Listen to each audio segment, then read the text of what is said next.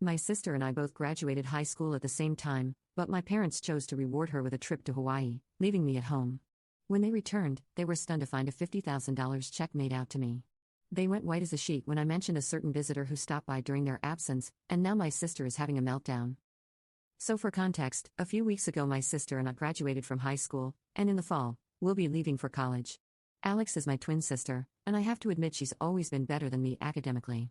I've never really been one for books and have been more interested in sports. I bagged a football scholarship recently, and I think it's a pretty big deal, but my parents only cared about the fact that Alex was valedictorian.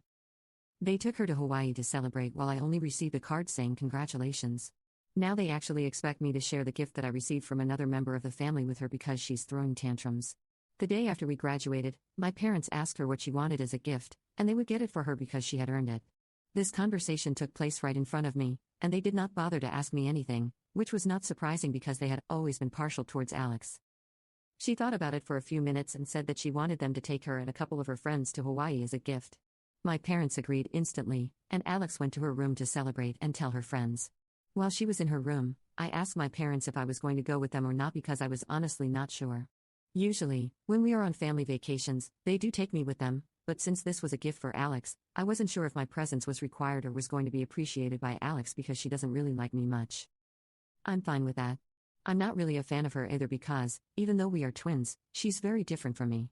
She's spoiled, arrogant, and mostly really disrespectful to everyone, and nobody who went to school with us likes her. It's just her gang of cronies who seem to think she's perfect, but I think it's just because they are just like her as well. Anyway, when I asked my parents if I would be coming along with them, they had to think about it for a while. I instantly knew that the answer would be no because if they had to think about it, it couldn't be because they're willing to take me with them. They had probably already decided against it and were just thinking of a way to tell me. After a few seconds, my mother spoke to me and said that since this was a gift for Alex, it would be unfair to take me with them because then it would just become a family vacation. I pointed out the obvious, that my parents were going along with her, but they said that they were only going with her because Alex wanted it, and they were pretty sure that she wouldn't want me. Even they were aware of the fact that we didn't really get along. After that was made clear to me, there was nothing more to say, so I went back to my room. I just felt bad for myself because, even though I have not achieved anything great academically, I think a football scholarship was worth a celebration as well. But my parents did not seem to care about me or my achievements, and on top of that, they were willing to leave me home alone for the entire week while they were gone and Alex would get to celebrate with her friends in Hawaii. I was miserable for one full day until I realized that my family being gone for 1 week would mean that I would have the house to myself and could do whatever I wanted. So that made me feel a little less upset, and I decided I was going to make the best of the situation. While they were preparing for the trip, it felt like everyone had completely forgotten about me, and that was not a feeling that I was exactly used to, but it really stung. On the day that they were leaving, my parents told me to take good care of the house, and at least they said goodbye to me, but my sister did not even glance at me and just laughed.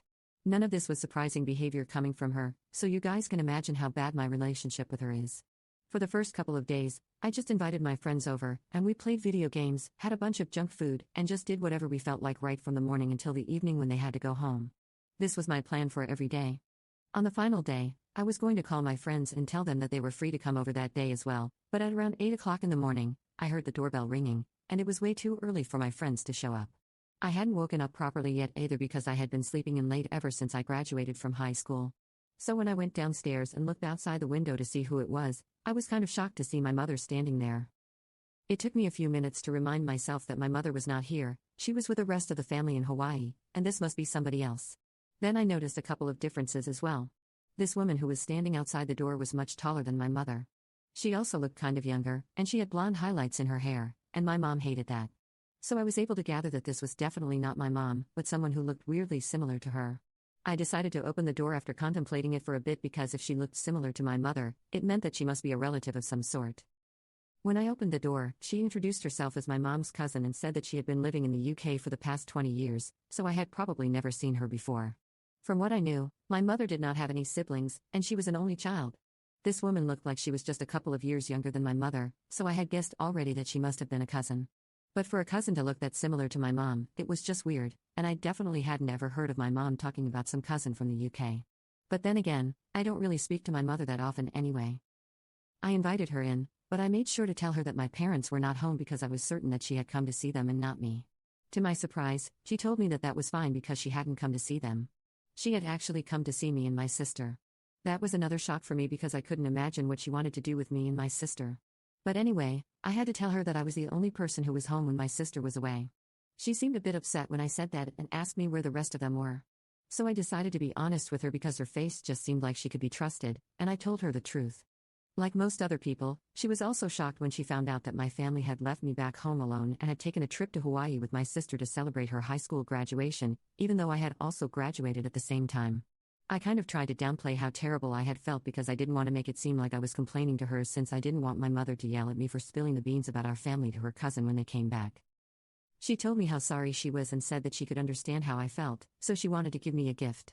Then she took out her checkbook from her purse and wrote me a check but asked me to fill in the amount.